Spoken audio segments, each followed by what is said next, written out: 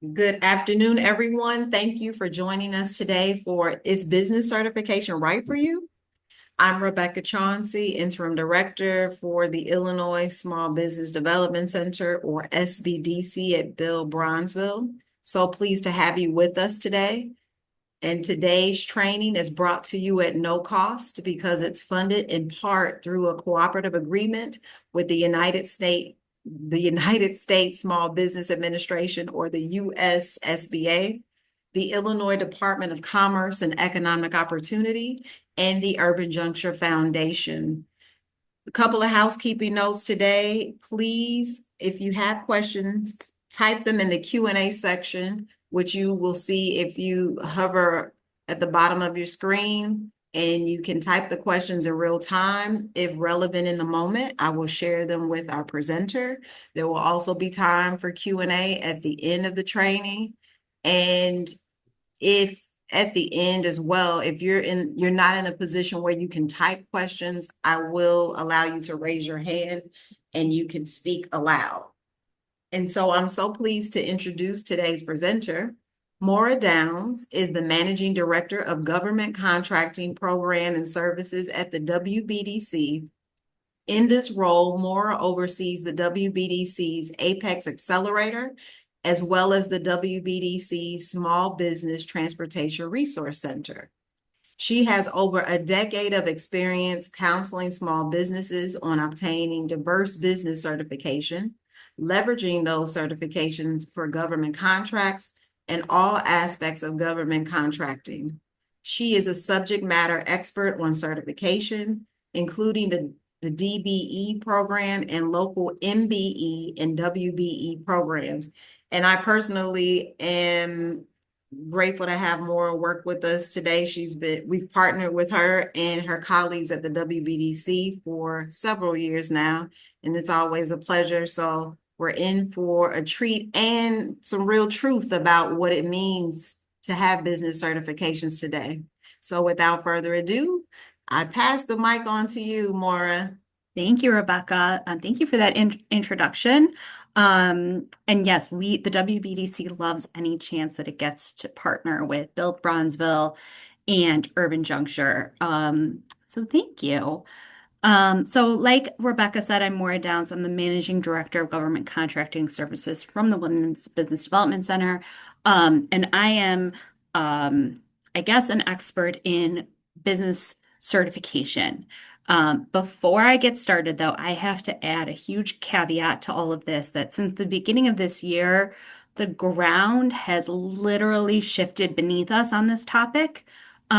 So we encouraged you all to make sure that you know how you're going to use this certification before before you apply. And that advice that we've always given is more important than ever. Some of these certifications, and I'll tell you specifically which ones, but this, some of these programs will possibly disappear at some point this year or next, we think. So I'll get more into that, but I just have to add, like, if you think that if you think that we're not keeping up with what's going on in the world with regards to this stuff, we definitely are, and I can definitely talk at length about it. But at the same time, at the state and local level, these certifications are intact. They are not being challenged by any courts. So there are still programs and reasons to get these certifications. So just giving that caveat at the top of this. And I will be, as candid as I can. Oh, Rebecca. There it is. Okay. So a little bit about the WBDC. We are a 501(c)(3), and our mission is to ignite business growth. So as part of that, the group that I head up, we are an Illinois APEX Accelerator. And so just like Rebecca is funded by the state of Illinois, we are also funded by the state of Illinois with our APEX Accelerator grant. So we are here to help you win contracts, build your knowledge, and then help you create more jobs through adding lots of good government contracts, and we provide all this assistance at no cost to you. So we help you do all the things that you need to do to get a contract, help you do market research, help you with registration, help you with preparing your government contracting proposal. And as part of that, we also help with getting the necessary certifications that you are qualified for. So that's what we are going to talk about today. So the first, like I said at the top, this is a presentation that I really made in 2023. And this advice is still the same. We're not changing anything about the advice that we give out. We're just emphasizing its importance to a greater degree. So, is certification right for your business? You need to think about who your target client is.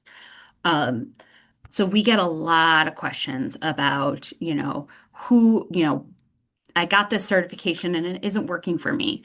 And we talk to them and we're like, oh, you have a retail business that, you're a bakery. That's not really something that government purchases a lot. I mean, uh, there's always one-offs, but generally, government isn't buying a lot of pastries from a bakery. They might be buying it from a large Aramark type company, but that's why your certification isn't really working for you. Um, so when your clients are individuals, so Jane Doe and Joe Doe on the street, you're typically not going to get a lot of benefit from the certification. So I'll start there. But then if your clients are large private companies or small private companies, um, certification might make sense. Um, Again, the ground is shifting on this very quickly. So it depends. If your large private company you want to work with is Costco, the certification might be useful. If your large private company you want to work with is Target, maybe not. So these are, kind of the calculations you should be making when deciding if this is going to be a good use of if good use of your time. If your target company that you want to work with is a government agency or a private company that does business with the government, let's say Boeing, has a lot of government contracts. Then government certification is a great idea because that likely will result in more business opportunities for you. And then obviously, if you want to work with the government, um, it used to be a slam dunk on certification. It is to a lesser degree. But definitely, if you're looking to work with a state or a local agency, they still have goals. And I'll talk a little bit about what goals mean. And certification makes sense. So you need to think about who am I currently selling my goods or services to? Would the certification matter to them? And then, who would I like to add to my client base? And would that certification matter to them? That's where you should be starting this thought, and not going out and just running around and thinking that getting all of these certifications is going to, grow your business. You need to be strategic and thoughtful about, how you go about this. Laura, we have a first question, which is, Excellent. are nonprofit organizations considered eligible for certification? No. That's unfortunately the answer. Thank you. That's Yeah, the you're welcome. answer. It's just no. Okay. Um, okay, so is certification right for you? Here's a few more things that you should talk about besides who is your or think about besides who is your target client. Um, First of all, is your capacity. We get a lot of companies that have, their one-man bands, I call them, and they go out and get certified and then have a hard time finding contracts. There's a capacity issue when it's just you, and government agencies will typically sniff that out when you're bidding on work. And the problem is, if you're a really small company, these larger government contracts, you're not going to be able to fulfill them. So, if you're a really, really small company just starting out, there definitely are some strategies to work with the government. But the government bids where the certification is useful are usually bigger, so you need to be able to fulfill a bigger contract. So scale your company without the certification, and then when you're a little bit bigger, that's when we think it's a good idea to go get certified. And then success is a lot like what I talked about on the last slide. Is this certification going to convince my target client to work with me? Is this going to be the little nudge that they need? Um, you need to really know that for sure before you take the time and the effort to go put together one of these applications. So make sure you understand if this certification is going to help your company increase its success. Um, Disclosure. So a lot of companies start the certification process and then realize how invasive it is, and um, they do not continue. You have to turn over personal financial documents a lot of the time, your tax returns, financial statements, and if you are I do not fault anyone for feeling this way. If you do not want to hand that over to a government agency, then certification is simply not for you. It's an invasive process, and there's a lot of questions that they ask about very detailed things about your company. So make sure that you're comfortable with turning over that information to a government agency. And then lastly, you need to be very clear because we get this a lot. uh, Certification is not a guarantee that your company is going to get a contract. We get a lot of calls. I have this certification, and I thought that, the contracts were going to start rolling in, and I haven't gotten a single contract. And then we ask more questions. Have you bid on anything? Have you gone out and networked? Oh, no, no, no. They're just sitting in their office thinking that people are going to pick up the phone and call them. That's not how this goes. Um, so make sure that you understand that this certification is one step in the direction of getting a contract, and it still requires a lot of work after this step. Okay, so if you go through all of that analysis, and I again, highly recommend that you do the analysis to understand, do I need this certification? And then secondly, making sure you're applying to the correct agency for your business. And I'll talk about that at the end, but make sure you're very thoughtful about this before you start an application. If you've made that determination, you're ready to get started, let's talk a little bit about the requirements for certification. Okay. So these are the main facets of certification requirements: ownership, control, independence, and then for some government certifications, they have tests for economic disadvantage. So ownership is the first thing that most people think about, but there's more than just owning 51% of a company. And we are going to talk about those, but make sure you understand these requirements before you apply. I just talked to someone on the phone yesterday who, first of all, she applied to not the, I don't want to say the wrong agency, but applied to an agency that doesn't make a lot of sense for her. And then also, the way her company was structured, she didn't meet the requirements. And then she was looking at a denial. And when I talked through it with her, she just applied. She didn't really think too hard about it, and she didn't really meet the requirements. So you need to make sure that you've kind of thought about this before she's been through a 2-year process that is not yielding her any certification that will help her grow her business, which is very frustrating. So I give that example to make sure that you understand that there are resources here like the Illinois APEX Accelerator, that can help you make those kind of strategic decisions before you go and apply for certification.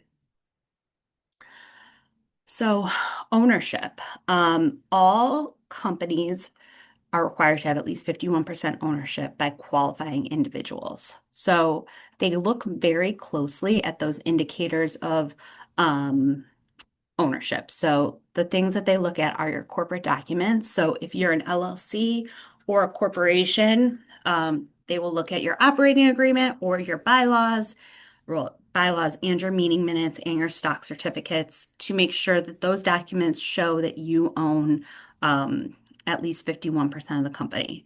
They will also kind of cross-check that information against your tax returns. So you need to make sure that the tax returns have the right information. Sometimes people change ownership, they forget to tell their accountant. It doesn't really matter, but then it gets the certification, and it definitely does matter, and it causes them a problem. Um, and then they will also look at the initial contribution.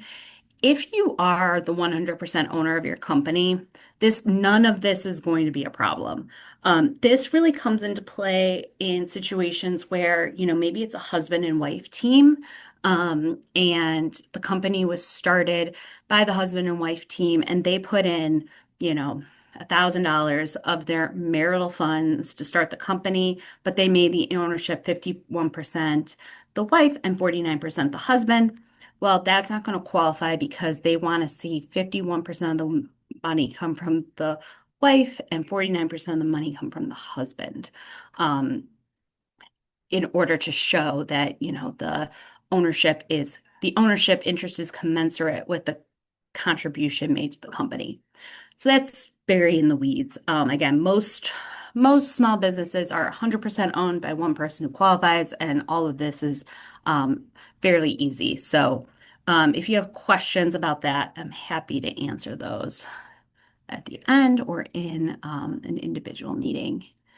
So then next is control. So beyond just, setting up a female or minority as the 51% owner, that person also has to control the company. Um, so they look at two types of control for the company: managerial control and operational control.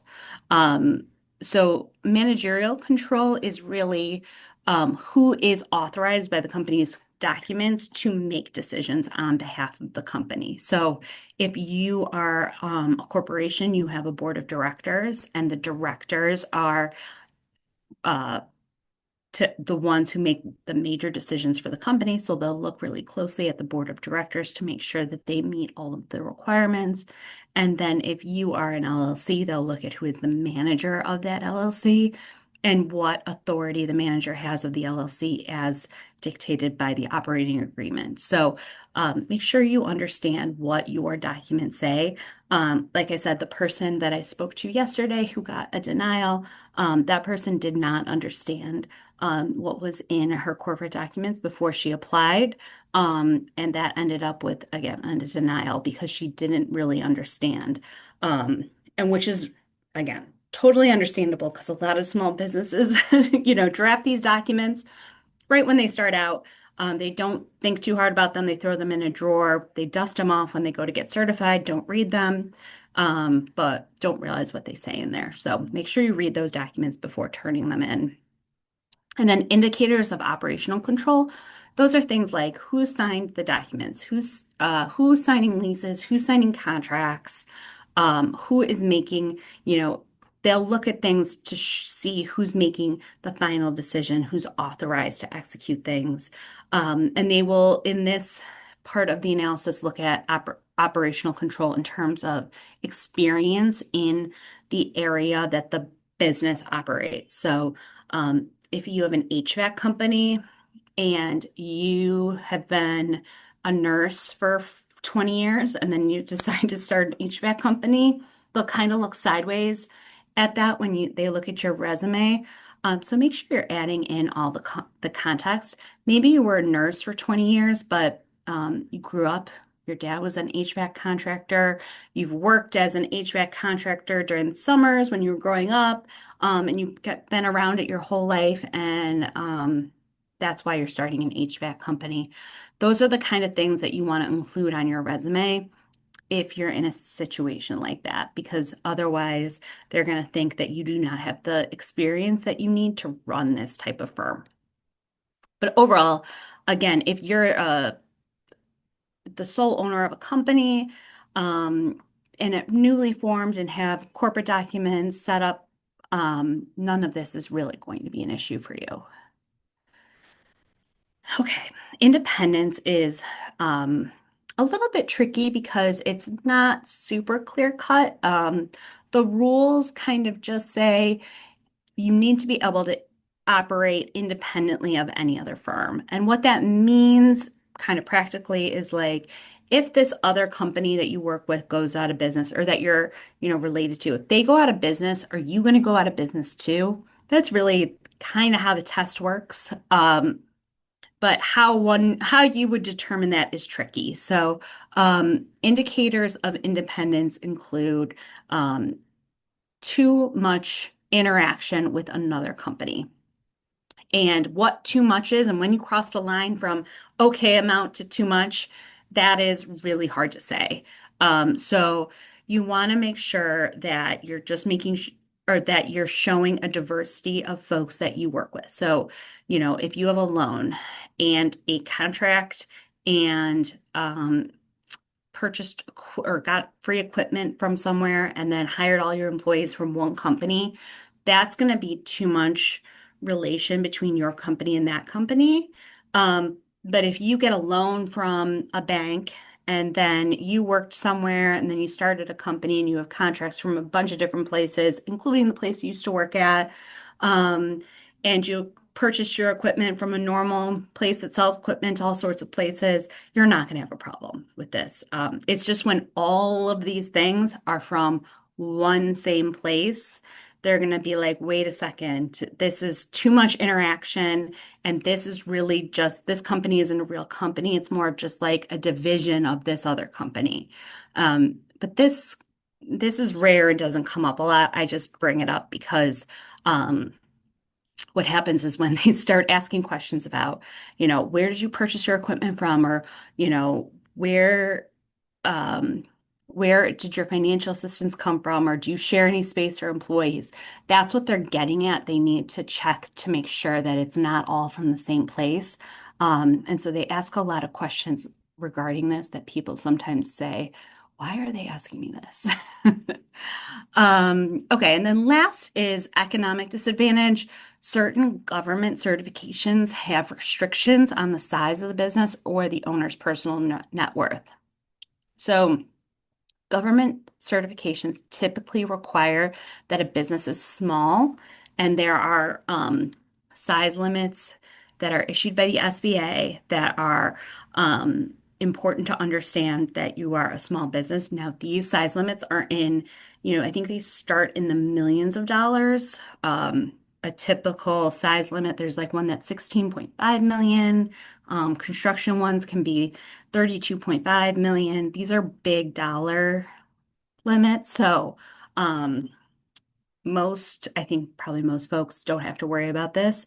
But also keep in mind that there's an affiliation issue. So if you're considered to be an affiliate of another firm, that firm's gross receipts get calculated. But again, probably not going to come up for anyone here on this call today. Um, and then economic disadvantage, again, if you are on this call, you're too wealthy to be part of these programs. These limits are very high, like in the millions of dollars. Very few people, in my experience, have personal net worth that is too high to participate in these programs. One of the lowest ones is you need to have 1.32 million or less than 1.32 million in personal net worth, but that excludes the value of your home and also the value of the business that you started. And there's some other exclusions. So that 1.32 million doesn't include a lot of stuff. So you can be pretty wealthy and still participate in these programs.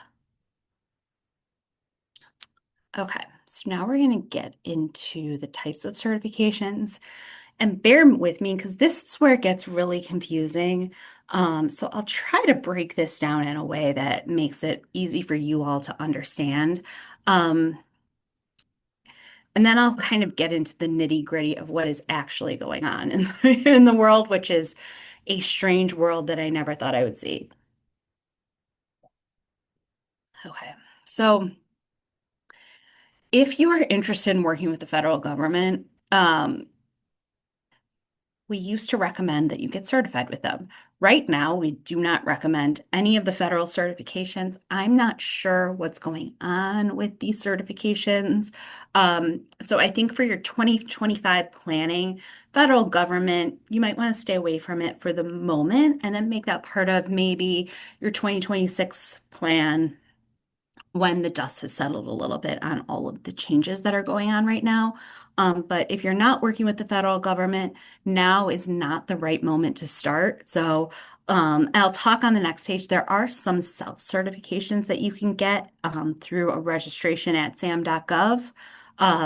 So there is a way to get a federal certification if you are thinking, this is my moment to get into federal contracting. Right now, my recommendation for companies is to think about City of Chicago and Cook County certification. Those programs are still intact. There are no challenges to them. They are moving business as usual. Um, Long term, we wonder what will happen, but right now, everything's fine.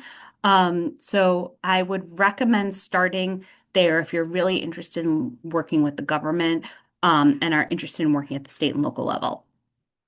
If you get one of those certifications, the state of Illinois has a recognition process where you can submit your City of Chicago or Cook County letter, send that into the state. They will certify your company in just a few business days, and you just turn over that letter and a tax return.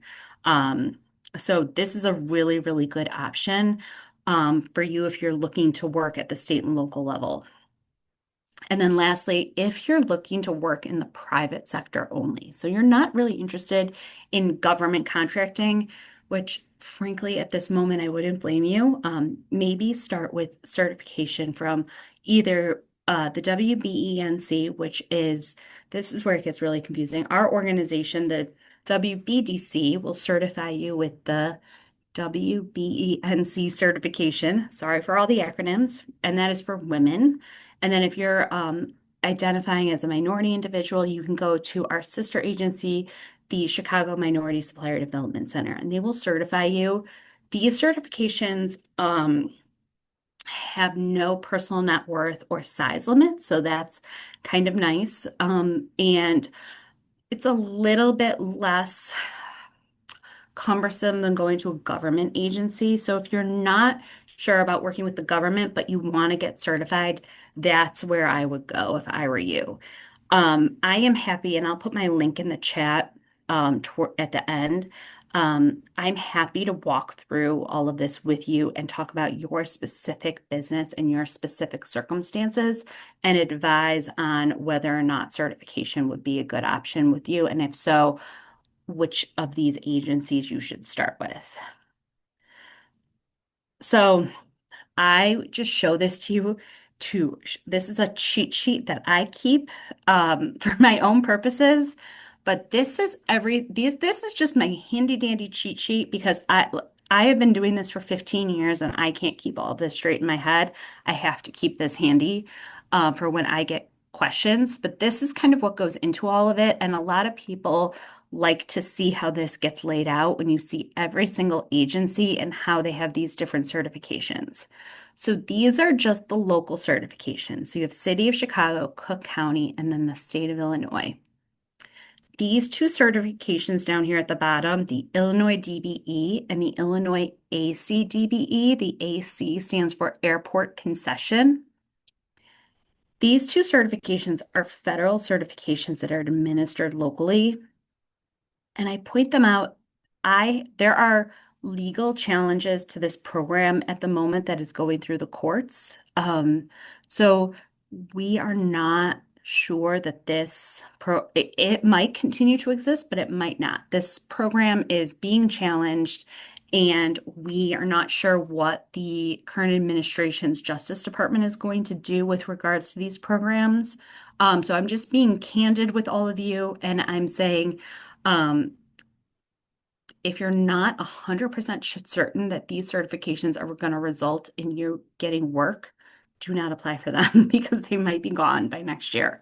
But if you are certain that you understand the certification and you know how it's going to get you work, you still can get certified. It's just a weird time right now. So I don't recommend getting those certifications if you are not totally sure. In that same vein, these are all of the federal certifications. There are two on here, the Small Disadvantaged Business and the Small Business Program. Those are certifications that you can get through sam.gov just by going and registering and identifying your business as either small or small and disadvantaged. These are self-certifications that are, compared to all the other programs, very, very easy to get. Um, like the DBE programs, we are not sure what the future of these federal programs are. So I do not recommend getting these certifications again, unless you're absolutely certain that you understand that you or you know what contracts you're going to get from the certification. Don't go and apply for any of these certifications right now until we're certain about the future of them. So again, 2026, maybe the dust will have settled and we will be able to give you better recommendations. I will note that oh,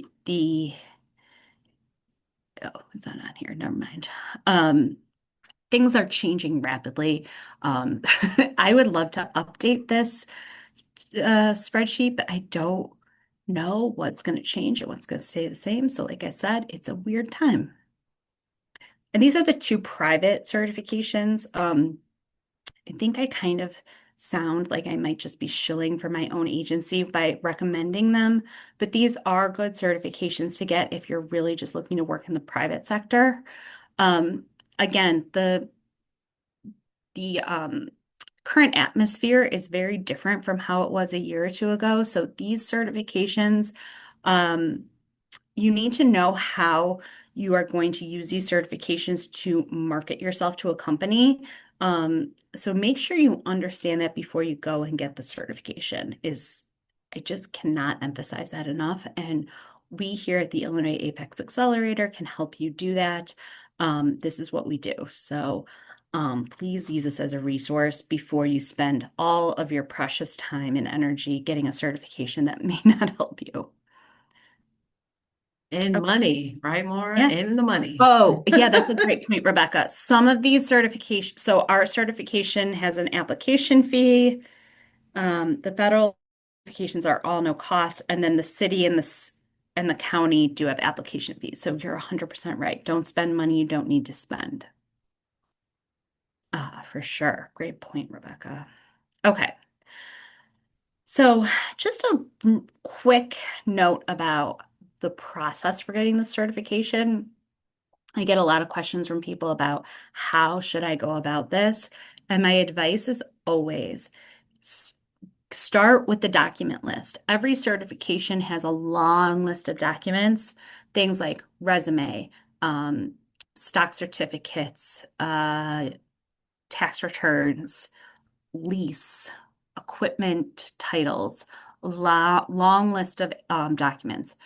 Gather all of those documents in a folder on your desktop and have them all saved and organized before you start the application. That's my best piece of advice. And then once you feel like you have a good, majority of documents on the document from that, log into the agency website and start drafting your application. And I'm happy to guide anyone through that who needs help with this part. But you go online, you start your application. It's a the preparing of the application itself is a fairly straightforward process.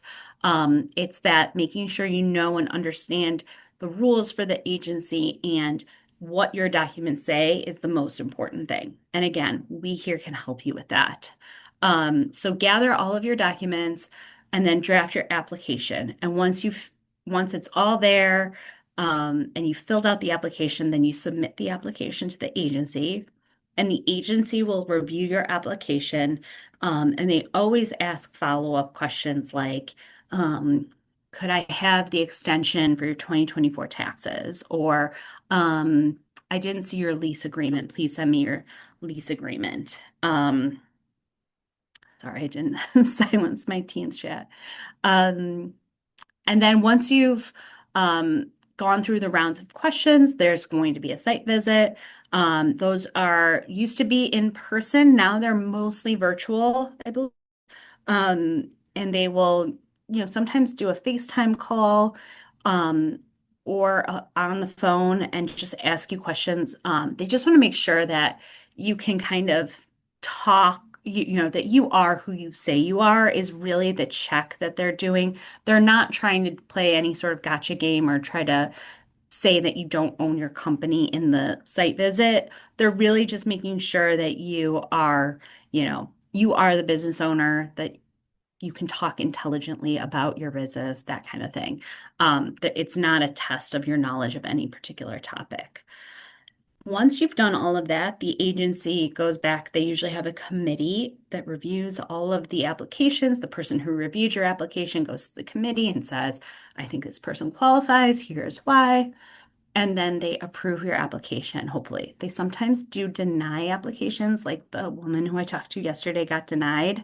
But the vast majority of applications get approved, and then you get a certification letter that you can then use to market your business as woman or minority owned. Okay, I think that's it. Yeah. So that's it for my presentation. I really zipped through that pretty quickly. So let me know what questions you have. Here is the contact information. Oh, I was supposed to put that in there, but I will put my link in the chat.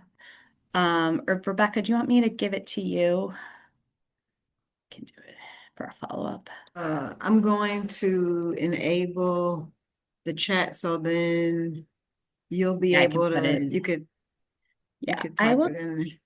drop it in the chat. If you are interested in certification or kind of want to know more about a certification strategy for your business, this is what we do. I will pop this in, but you can also use the SBDC at Build Bronzeville as a resource.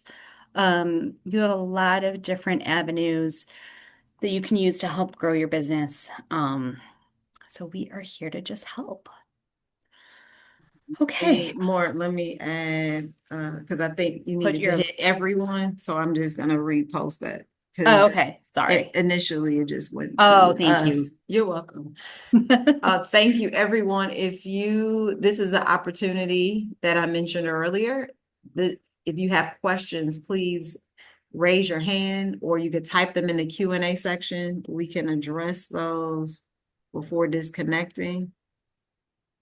You can raise your hand. I know there was a lot of very helpful information and we certainly Yeah, appreciate Maura's it's a lot. candor. Yes. We appreciate Maura's candor. So that's, Wild times. yes, very. And let me see, I don't see any other questions in the Q&A section. We addressed the one question earlier and no one has their hand raised. Okay, well, if you are not already a client, you can sign up to be a client with the Illinois SBDC at Build Bronzeville. You'll have to go to our website, or you can also sign up to become a client in the same area where you register for today's training. And as you know, and Maura just mentioned, if you have specific questions about certifications that she addressed today, you can schedule time with her via that link that's in the chat. Oh, that's so nice. You're very Thank you. welcome. Did you get Someone excited? just, I got yeah. excited. She said, thank you for today's presentation. You're very welcome. I just wanted to make a note that you will receive a recording of this training so you could take a look at it at your convenience. You may want to rewind to certain parts that you want to repeat or just to remind yourself of what was shared today. And you will also receive a request to complete a survey. Please share your thoughts about today's training in their space for you to suggest future training. We like to provide sessions that are relevant for clients, and so you can continue to excel in your business. Anything else you want to add, Maura, before I No, close? I just wanted to say thank you all for listening today. And yes, happy to see you guys in a one-on-one appointment if you're interested. And many thanks again to Maura for her And expertise. Again, candor, and always great to connect with the WBDC yes, team. and thank you for hosting me, Rebecca and the SBDC at Build Bronzeville. I always love a chance to work with you guys. Much appreciated. Okay, everyone, continue to have a great day and week, and stay tuned for the follow-up email. All right, bye, Take care, everybody. everyone. Thank you.